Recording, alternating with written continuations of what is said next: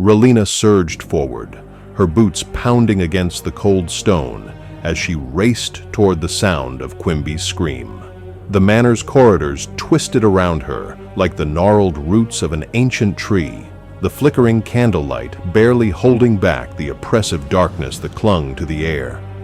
The air itself felt thick, charged with something unnatural, as if the walls themselves were watching. Quimby's voice had been distant, too distant for comfort, but the urgency in it burned like a brand in her mind. Then, the lights went out. A sudden gust extinguished every candle, every lantern. The darkness swallowed her whole. Relina skidded to a stop, her breath steady but her muscles tensed. She wasn't afraid of the dark. Fear was a weakness she had carved out of herself long ago, but she was aware of what could move within it. A slow, deliberate sound emerged from the shadows. Tap, tap, tap. Footsteps, unhurried, purposeful. She pivoted toward the noise, her keen eyes scanning for movement, but the void around her was impenetrable. How far are you willing to go, Hunter? The voice was smooth, but it carried a weight beneath it, a whisper of something ancient and patient. Relina clenched her jaw. Farther than you're prepared for. Brave words. But bravery means little when you are blind. The footsteps stopped. Then, a whisper of fabric, the sensation of movement, a presence looming in the dark. Relina turned sharply, her blade cutting the air in a precise arc. Nothing. Just empty space. Then she felt it, a shift in the air behind her, a breath against her neck. She spun, too late. A force slammed into her, sending her crashing into the wall.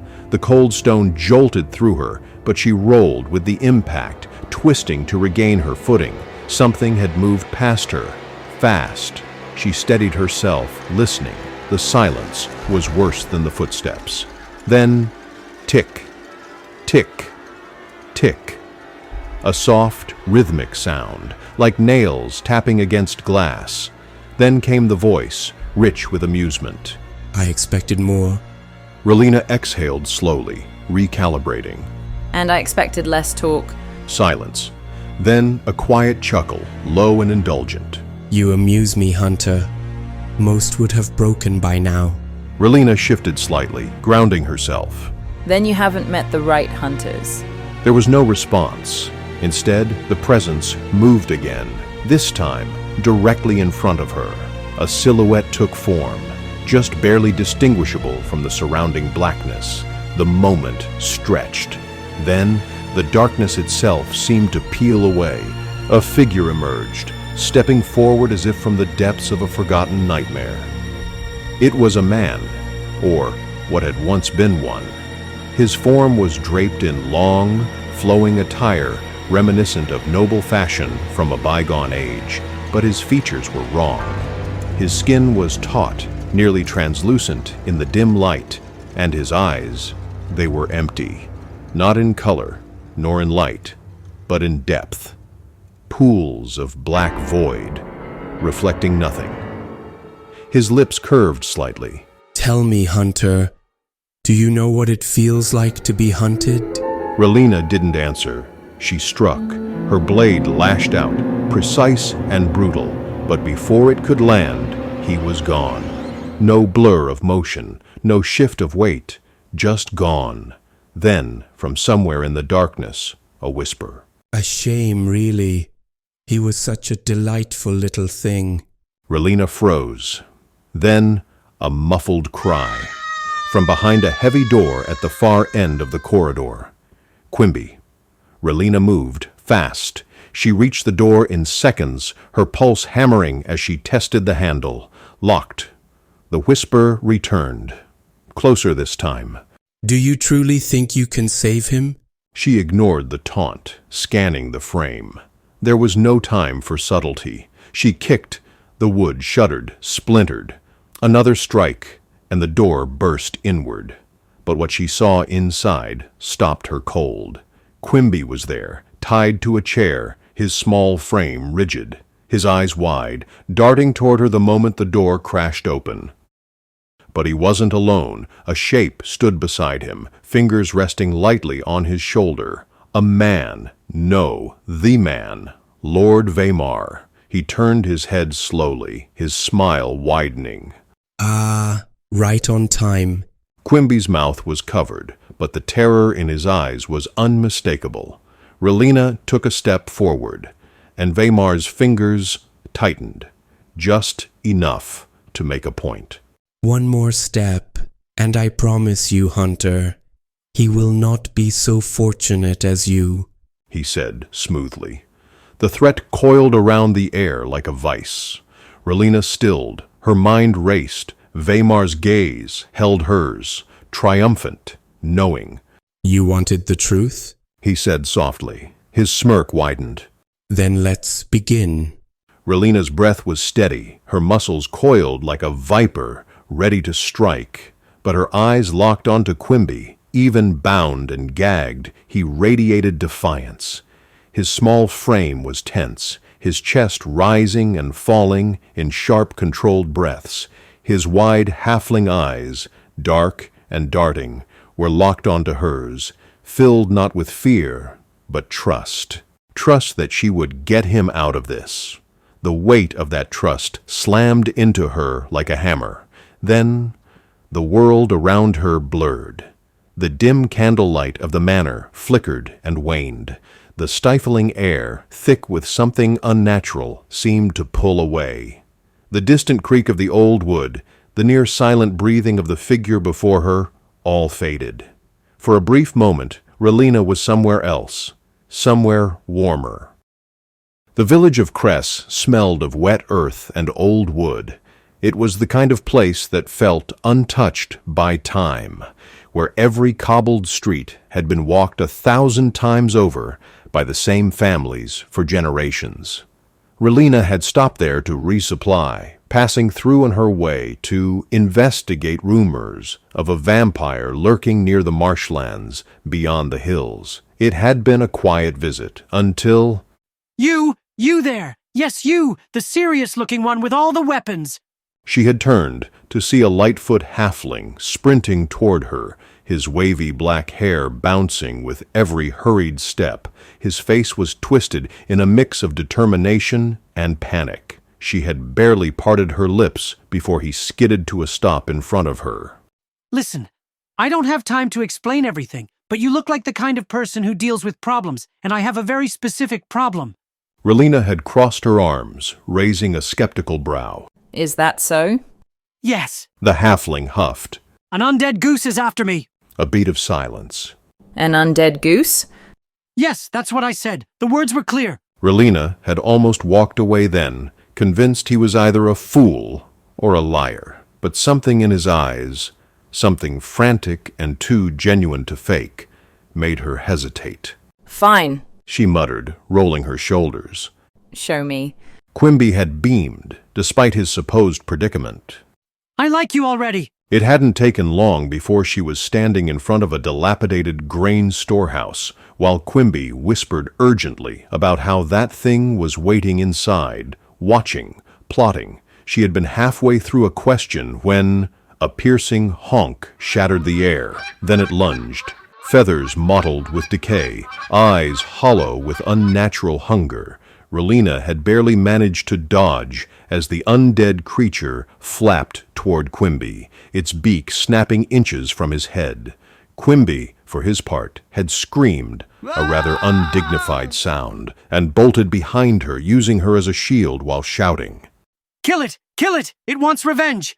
It had taken 3 swift strikes to put the creature down, its undead form collapsing into dust. Quimby, panting and wide-eyed, had leaned against the wall, muttering.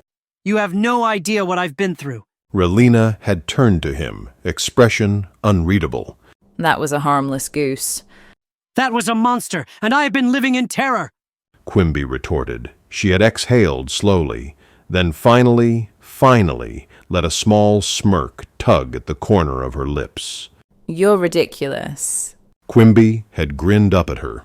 And you're the best thing to happen to me today. From that moment, Their paths had intertwined, Quimby proving himself a surprisingly resourceful companion, loyal, clever, and always ready with a sharp remark. He had stayed with her longer than most, through hunts and horrors, through victories and losses, and now he was bound and at the mercy of something far worse than an undead goose.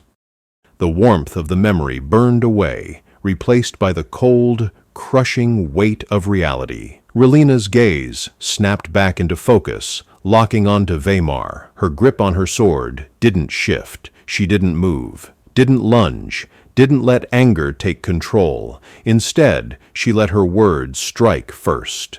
Release him. Her voice was steel, calm, lethal. Veymar, still standing beside Quimby, tilted his head, amusement flickering across his sharp features. Now, no pleasantries, no polite introductions. You wound me, Hunter. Let him go. Now. Relina's glare didn't waver. Veymar's fingers traced absently over the ropes binding Quimby's arms, as if testing their strength. He sighed, shaking his head. You truly are a singular creature, always demanding, always taking. His gaze flicked to her, dark amusement still dancing behind his eyes. Relina shifted her stance, her voice quieter, but more dangerous. I won't repeat myself. For the first time, Veymar's smirk faded, just slightly. Then he exhaled through his nose, stepping away from Quimby with an air of exaggerated reluctance. There, I have moved. His hands lifted in a mock gesture of surrender.